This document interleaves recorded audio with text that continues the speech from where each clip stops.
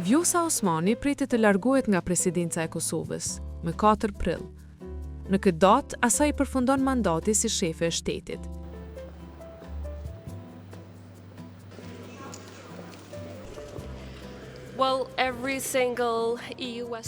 Një raund tjetër presidencial për të duket i pamundur për rrethanat aktuale, pasi që nuk ka ndonjë pajtim politik e as partijak për ta lënë të presidente edhe 5 vjet.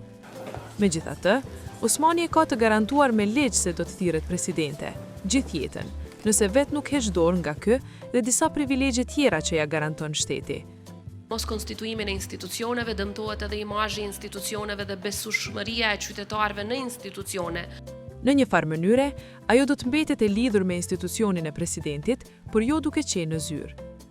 E për ata që nuk e din, Osmani është liderja që ka shërbyer më së gjati si kryetare në historinë presidenciale të Kosovës.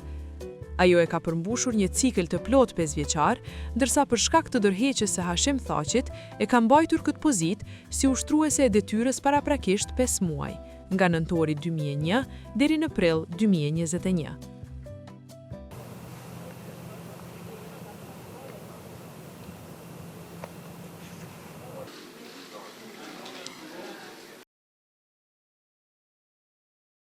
Ajo ka qëndruar e punuar në presidencë edhe më herët, por duke mos qenë kryetare. Në fakt, Osmani ka qenë këshilltare e një kryetari tjetër, Fatmir Sejdiut.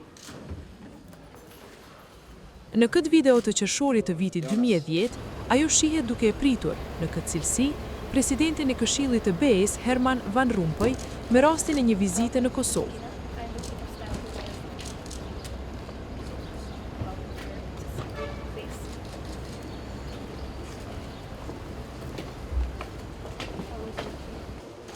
Mysafirin e përcjellën deri në presidencë, por është duke e pritur Fatmir Sejdiu.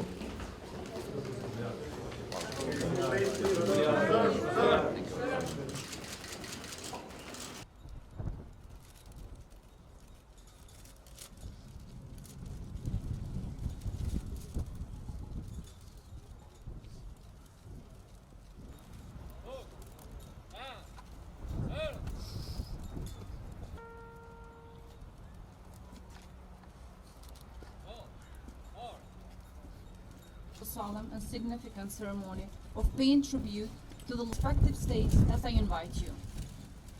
I will now kindly invite Ms. Anna Pratikati, Charge d'Affaires.